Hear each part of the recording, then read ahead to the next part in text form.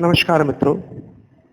जैसा कि मैंने आपसे कहा था कि मैं अब YouTube के माध्यम से आपको साधनाएँ प्रदान करूँगा समय-समय पे।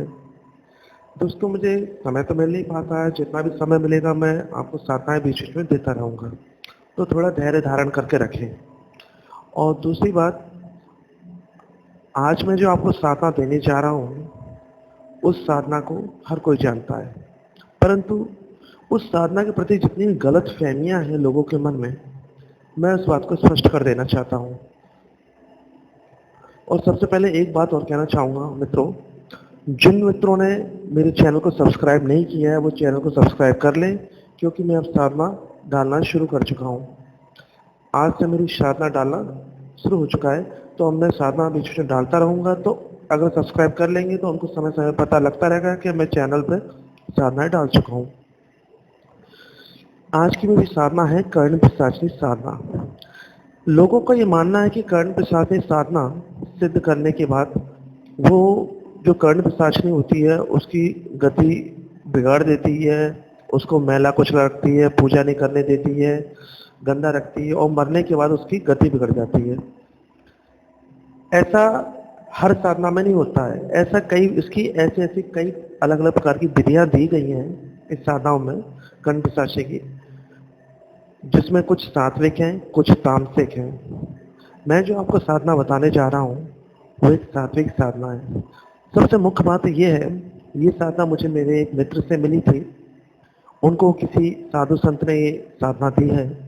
इस साधना की सबसे बड़ी बात ये है कि ये जो मैं मन मंत्र दे रहा हूँ इसमें साधना में, वो मंत्र आपको कहीं देखने को नहीं मिलेगा। ये मंत्र शुद्ध सात्विक मंत्र है और इस साधना को करने में किसी प्रकार का कोई खतरा नहीं है। और ये भी सत्य है कि ये मंत्र 100% कार्य करता है और 11 दिन के अंदर अंदर आपको कर्ण पिशाचिनी के दर्शन भी होते हैं और वो आपको सिद्ध भी होती है।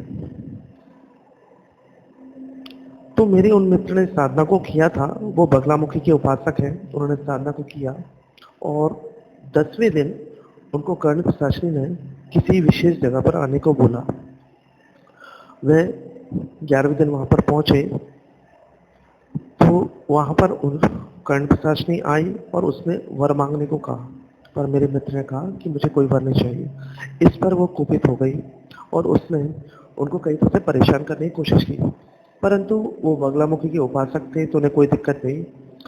मित्रों, क्या होता है कि जब अपन किसी देवता, देवी, भूत प्रेत या किसी की भी साधना करते हैं तो उस पर अपना ऋण चढ़ जाता है और वो प्रसन्न होने के बाद वर मांगने को कहता है, और अगर अपन वर नहीं मांगते हैं तो वो अपना अहित कर देता है।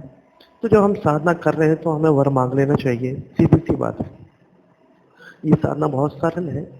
और दूसरी बात, एक बात और बताना चाहूँगा मित्रों कि इस साधना कर्ण पिशाचिनी की साधना में ये होता है, अगर आपने एक बार साधना बीच में छोड़ दी, कर्ण पिशाचिनी चाहे कोई भी मंत्र हो, तो आपको अगली बार जब साधना करेंगे तो उससे दुगने जाप पर करना पड़ेगा, क्योंकि आमतौर पर कर्ण पिशाचिनी मंत्र 10,000 मंत्र का जाप करने पर सिद्ध हो जाती है। और अगर आप बीच में छोड़ते हैं तो आपको अगली बार 20,000 करना पड़ेगा। जाप करेंगे तब आपको सिद्ध होगी, और फिर भी छोड़ते हैं तो फिर उसका दुगना 40,000 मंत्र का जाप करने के बाद ही सिद्ध होगी। तो इस बात का विशेष ध्यान रखें।